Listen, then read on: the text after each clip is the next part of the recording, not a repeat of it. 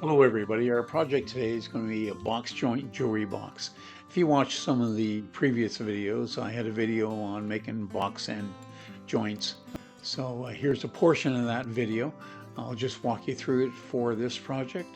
So what we're doing is we have a dado blade set up, and it's half an inch in thickness. And so what we want is our blocks be the exact same size as the dado blade. And so that's a ½ inch thickness as well. And so these blocks are ½ inch by ½ inch. And what I've done is ran them through the dado and put a slot in them. And what I'll do is lay them in there, and I'll put them in with CA glue. The board on the back that I use as my joint board, I like using a solid piece of board. This is 1-inch fir. And I've jointed the bottom so it lays flat on the tabletop as well. So we're just fitting it in here. We'll put some glue in it, and then when it's glued in, what I'll do is before the glue has a chance to set, make sure that it's perfectly square and it's pushed up from the bottom just a little bit so it's not rocking on the saw. So you can see I had a test hole on one side, and then I'll check it again to make sure it's square. And then we can mount it on the saw. So what you need is 2 blocks. You need a spacer block, and these are the same size. These both have to be the exact same size as the dado blade. So if you want 3/8 or 1/4 inch or whatever you're running, like I said, I like using ½ inch so that all my increments, whenever I'm doing boxes or panels or anything, I can work in full inch or ½ inch increments. I also have a board with 3/8 as well, so if you have ½ inch and 3/8, you can pretty well make any size of box or joint you want. But there's the lay up there, and you can see there's a floating stick there that we'll pull out, and that's against the ½ inch. And we'll put that off the side. And so what we'll be doing is laying in our first saw. I'm just fastening in it. I put in a couple of screws, just temporary. And once I had those set in and adjust it where I want it. And your screws should be smaller than the holes on the back of your fence guide, so that you can float it back and forth a little bit. And I have washers on mine so that I can spread the load and get a little bit more purchase on it. So if you can see, there's the first board, and if I was doing the ends, that's an offset. But what we want to do is butt right out, and that will give me a ½ inch gap. So, and the blades are set up too. So what I do is I lay these boards down so that the blades are set up to the exact same height as the wood I'm using. So I'm just doing a test piece here to see how it runs through. And I'll run 3 or 4 joints on this and do another board and just check the joint to make sure that it's nice and tight before I proceed with all my good stock. You can see how it sits down nice. It's important to keep this flat on the table. You don't want it rocking. You want a large enough board that you can push it through and it's stable.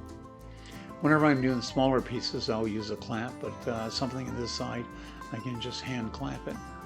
So we've done our test piece, as you can see off the side, and now we have our pieces cut that we're going to use. And I'm just checking it for spacing there. You can see I have my spacer bar there. And what I have on these boards too is I have a mark on the top of them, so which way the boards are setting up, and I'll make those all off to the left hand side. So I do my ends first. So I'll push this all through, and these are my end cuts. And the important thing where people make a lot of mistakes is when you're done this one cut, you want to flip end for end. So you're just twisting it right up like that. You're not turning it over, and so that both sides are identical. And then we'll go all the way through and follow this process all the way through. And we'll do both end boards first, and then we'll proceed with the front and the back of the box. Now I've also made a small scoring cut, which is just a knife on the back of these boards to stop the tear out. So if you're interested in making a box and joint, you want something a little bit more detailed, check out our video on making box and joints. So here's another end panel. You can see it's the exact same process, and I'll slide it back and forth. And the important thing too is your table has got to be clean and smooth. Wax it. And if you have any paint or glue on it, make sure you pick all that off, and so that it guides nice. And it's the same with your board going across the table, your fence board. I run a little bit of paraffin wax on it and give it a buff up, and the same in the channel for the T-bar. That's wax as well. You want everything to glide nice and smoothly. You don't want to have to fight pushing the bar. And make sure it's square to the fence. I didn't show you on this video, but these are our spacer blocks. So this is the 1/2 inch spacer block, and it'll be going in up against the other block. You got to make sure it's the exact same height. And now we're doing the front and the back. So that goes in there, and we haul that out. And what that does is it gives us a 1/2 inch gap, and this should cut right at the top of the board, which it does. And then you bring it right over, and it goes over your fixed one after you've taken out your spacer one, and then we can proceed and do the front and the back the same all the way around.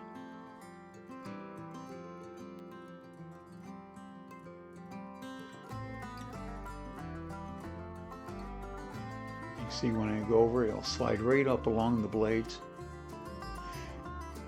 There, I just flipped it around. Like I said, you have to make sure that you flip it end for end, not turning it around. A lot of people make the mistake of turning around, but you want to flip it end for end. So we've got all our boards cut, and we'll just do a temporary fit here right now. You see, we haven't did any sanding or anything. You see how nice and tight they are. I took time to make sure that the boards, the spacer boards, were exactly the same size as the dado blade. That's important. So what I do is cut them close. I use a bandsaw, and then I use a plane and plane them down, a microplane to plane them so they're exact. So there's it all fit together. And like I said, we haven't sanded it or anything. And what's nice about these box end joints is that they make such a nice tight box. And I haven't put a square to this or anything, but you can see how square it is.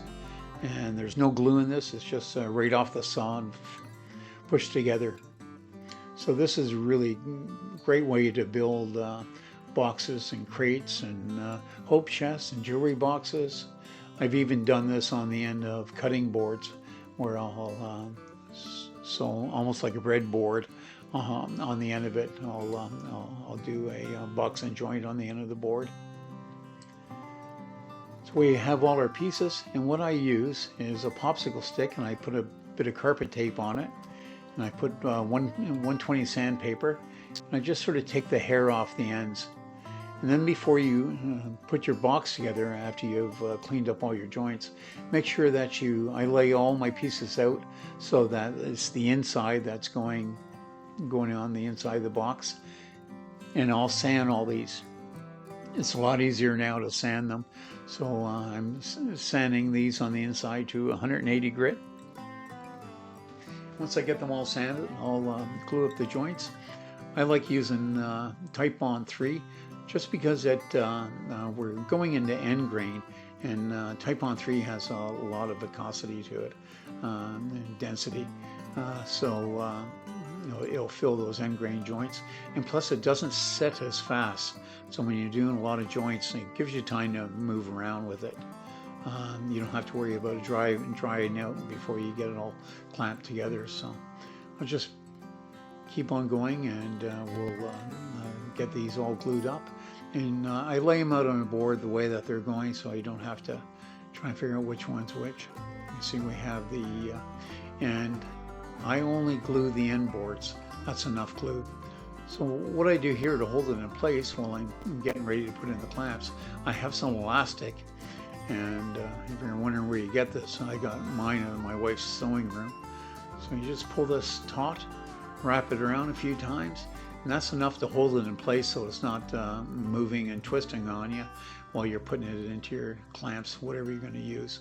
I like using wooden screw clamps. I can lay it on the bars for these small boxes and stuff.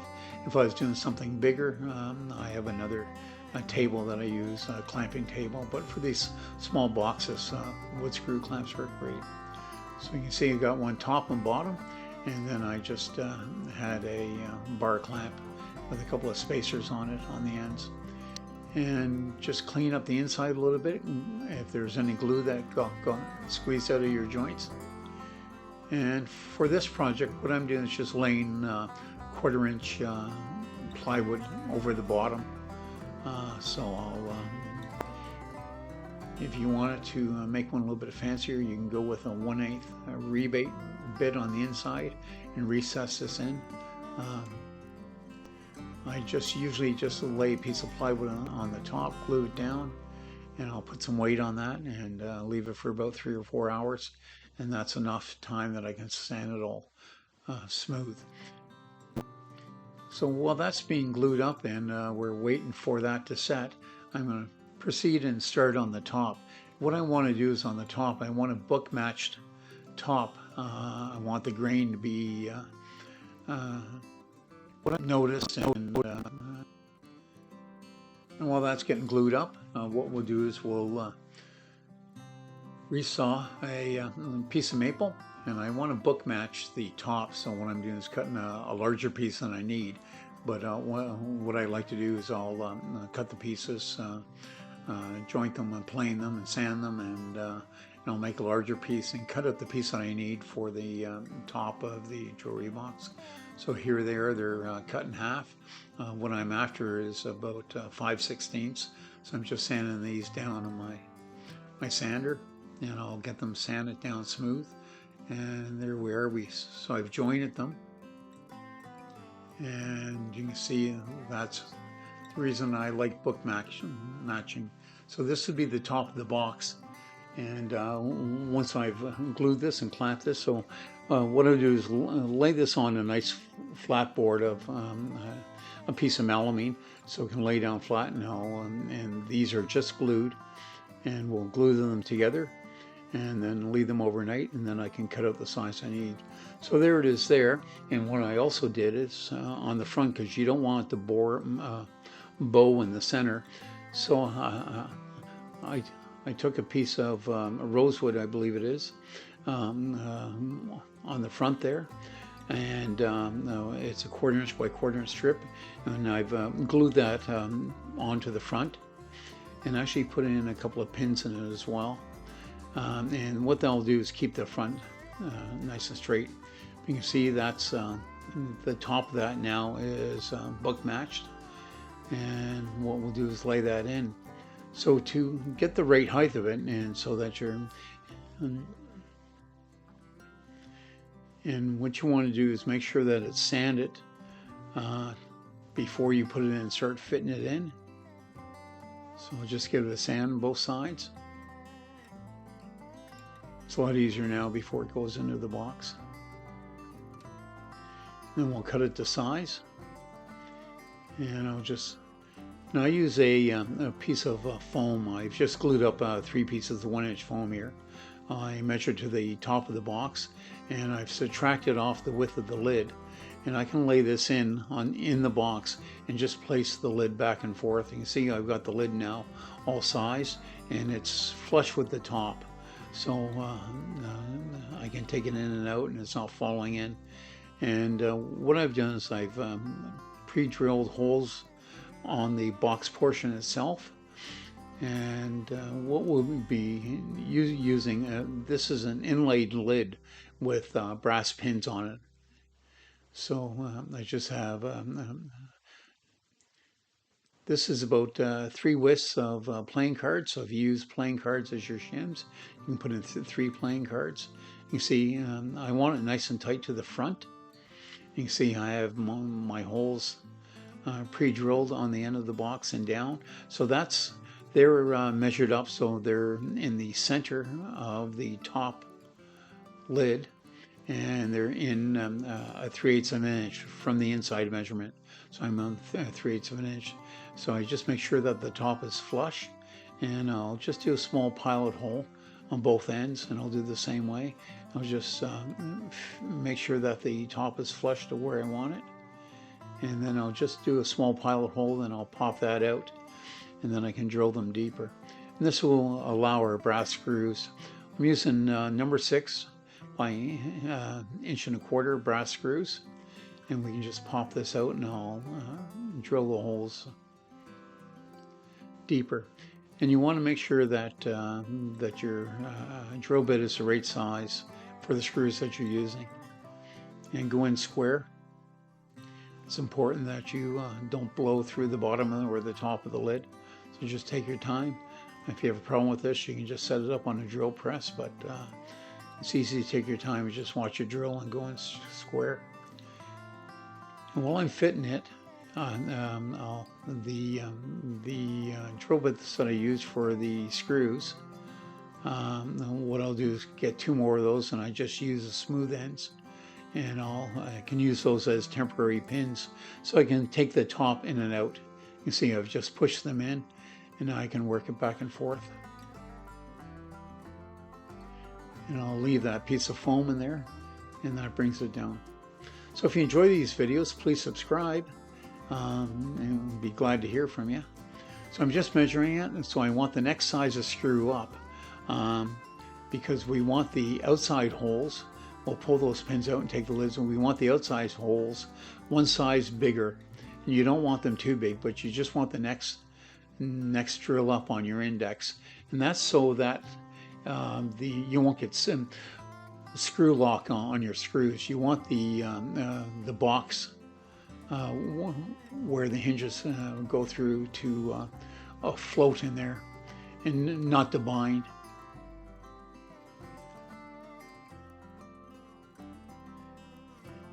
And what I'll do is I'll put a screw in there to make sure that it, you can see it goes in nice and easy. And whenever it gets to the flat shaft, you do want a flat shaft. It should be moved back and forth. You don't want it to bind, because you want it to move with the top of the hinge, and that'll stop you from getting what's called screw lock.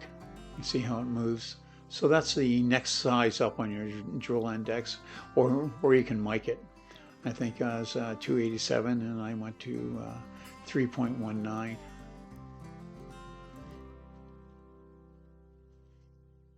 So we just back that out,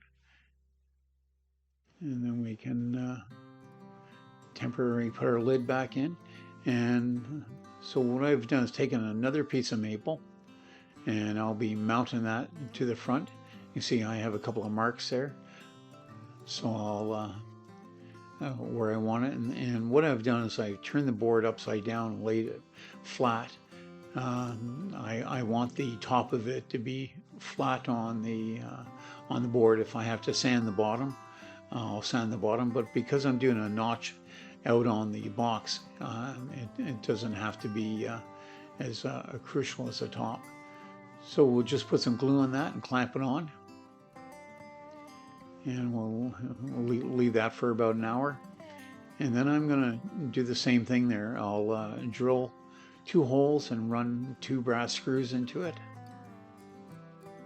And there's my screws. Like I said, they're number 6 by 1.25", and I'm just running some paraffin wax on them so they go in nice and easy. And there's no chance of them binding or breaking. Sometimes these small brass screws, if they get a little warm, they like to snap off. And when you use anything this small, I try to use hand tools. You can feel the torque on them.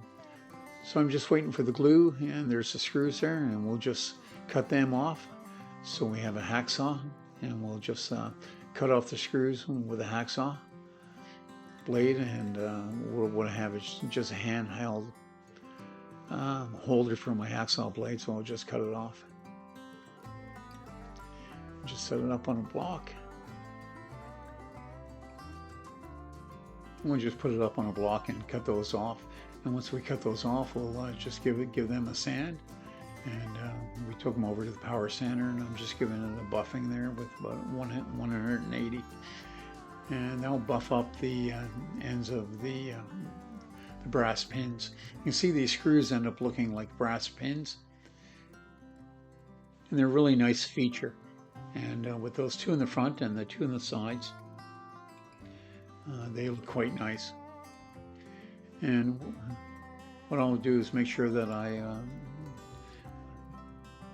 give all the lid and all the edges and everything a nice clean sand before I mount it in the box. And I just put a piece of tape on the top of it so I know which is top. And once we get it in fitted, we'll put the pins in and mark out where the cutout has to be for the handle on the front.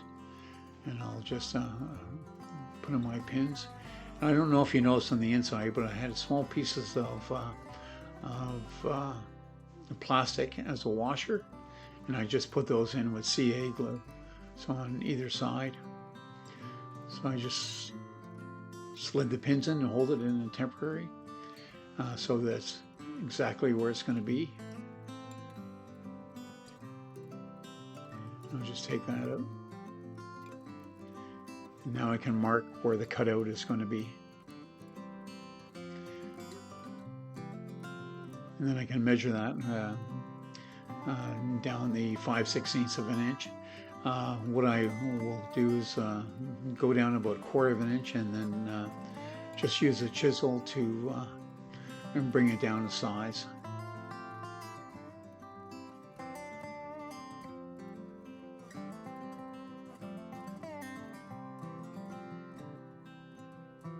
Here's my marks. And I'll just and then I'll just make a horizontal mark. I'll just double check the size of the lid, and then make a horizontal mark on the front, and then I can cut that off. What I'll do is use a coping saw to do the horizontal cut, and just use a small cutoff saw to do my vertical cuts, and just use a chisel to pare it off so it's exactly the size.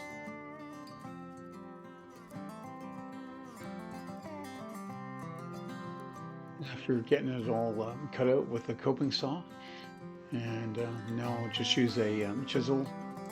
And what I'll do is just pare off the top of it a bit at a time, and keep sizing the lid until it gets even with the top. And I'm just taking off a shaving at a time. Just make sure that your chisels are sharp, and take your time and go in flat.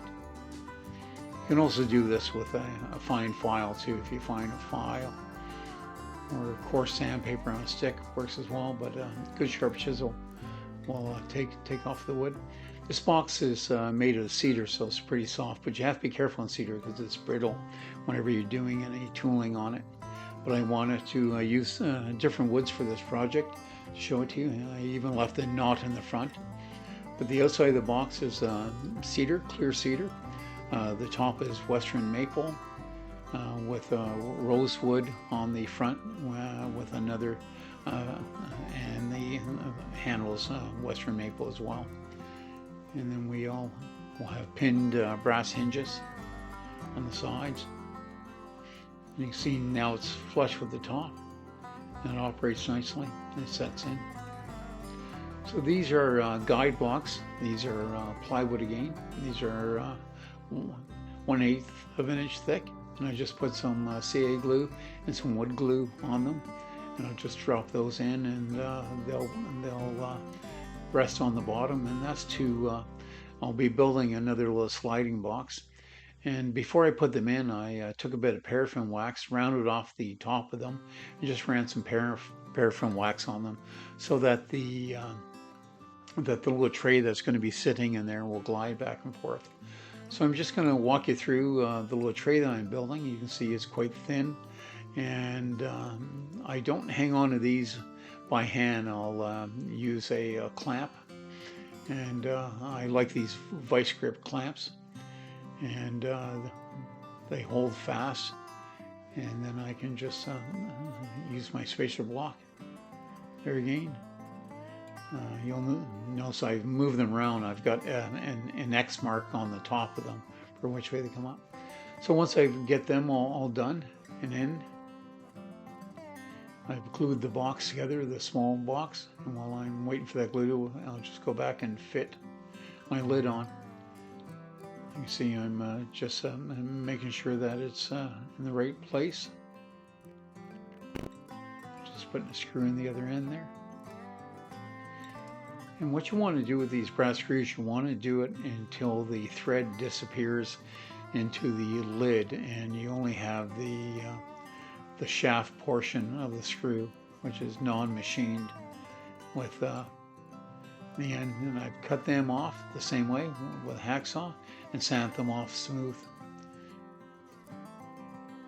You see they look like a solid pin. There's our box end and our pins in the end of the handle. And we'll just give it a final sand now on the outside. You can see that the book face top looks quite nice and really gives you a nice grain pattern. And you can pick through some exotic woods if you want some real nice pattern. And I'll just give it, so this is Danish oil that I'm using. And I'll give this 2 saturations and then a coat of wax and then buff it. But it'll get it. I like how on these box end joints, you'll notice that the end joints really come out nicely in products. You can really show the tooling of your work. It's almost like a craftsman piece. Be proud of the way that it's put together, so try and hide it. And these are really strong. Once you build your jig, or it's not much to a jig to build it, but once you do a few projects, and you have to do a few projects so you understand the principle, and you'll find that you use this for a lot of different things. You can see that this cedar is quite dry. It's really soaking up the oil, and I'll let this sit overnight. Come in the next day and give it another saturation, and also doing the inside too. And while this is getting glued, and this is just getting a really good coat, I'll just give it a buff, do the inside and out. And you can see on the inside there, you can see the joint, and usually on book match pieces you only get one side that's really nice. There's the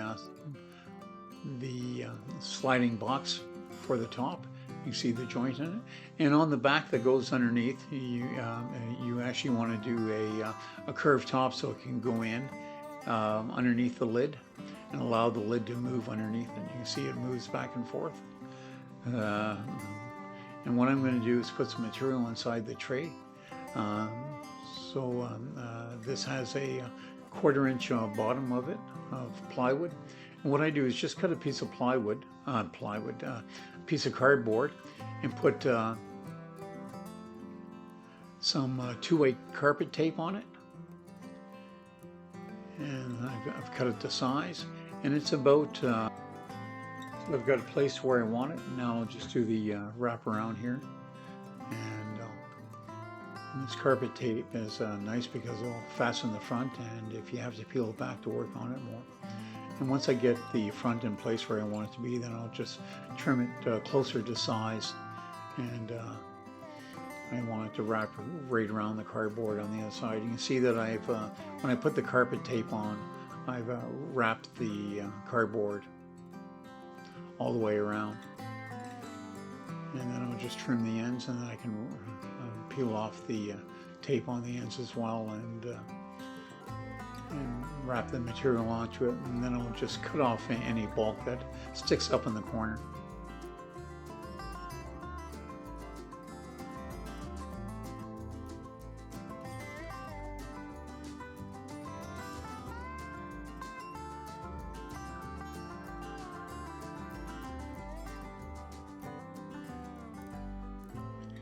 I like to allow about 1/4 inch, but you can go more if you want to. But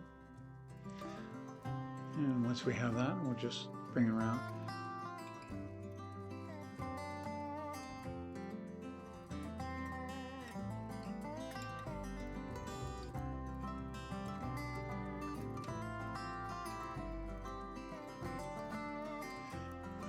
I've tried using glue and adhesives and everything else, and nothing seems to work as good for me as two-way carpet tape.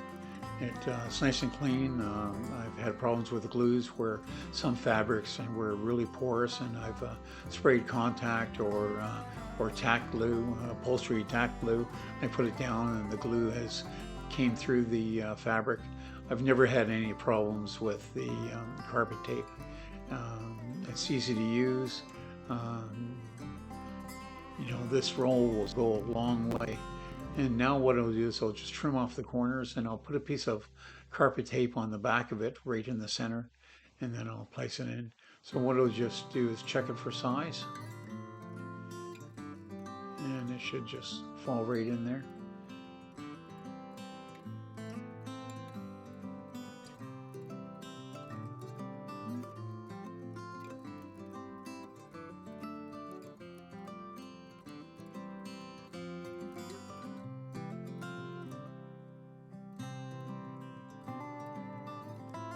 I like making my pieces really nice and tight, so.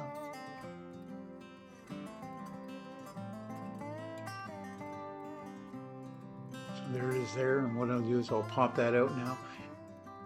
Once I get those placed in, then I'll pop that panel back out, and I'll put a piece of carpet tape in the center of it. There it is, I've put it back in, and I'll just push it down. You can see it fits nice and tight all the way along, and it's stretched out. And now I'll just pop in. The top goes down. You can check all the fit and finish. And I'll just give this a buff with some wax. So here's our finished project. I hope you enjoyed it. And I hope you build one for yourself and your family, your friends. If you enjoyed this channel, please subscribe and give us a like. Thank you very much, and look forward to seeing you in the next video. Thanks a lot again. Let me drawer in it. So if you like these, please subscribe.